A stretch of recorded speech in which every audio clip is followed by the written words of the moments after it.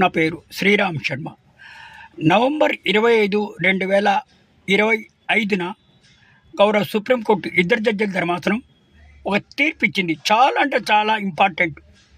ఎవరైతే ఇంట్లో టెనెంట్గా ఉంటున్నారో గత 50 ఏళ్ల నుంచో, 40 ఏళ్ల నుంచో, 30 ఏళ్ల నుంచో అద్దెలు కూడా కట్టకుండా అట్లా ఉంటున్నారో వాళ్ళు ఓనర్లు అయిపోతారు అని వాళ్ళ అభిప్రాయాన్ని తిప్పికొడుతూ గౌరవ సుప్రీంకోర్టు ఇద్దరు ధర్మాసనం తీర్పిచ్చింది.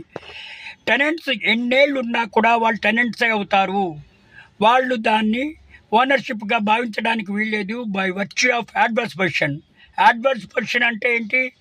ఎవరి ఆస్తిలోనైనా సరే 12 అంతకంటే ఎక్కువ సంవత్సరాలు ఇల్లీగల్గా ఉంటే దాని మీద హక్కులు వస్తాయి. అడ్వర్స్ పొజిషన్ వల్ల ఆర్టికల్ 113 లిమిటేషన్ యాక్ట్ అనుసరించి వాళ్ళు ఓనర్లు అయిపోతారు అని ఉండేది. అయితే ఈ ఓనర్షిప్ క్లెయిమ్ చేయడానికి టెనెంట్స్కి హక్కు లేదు.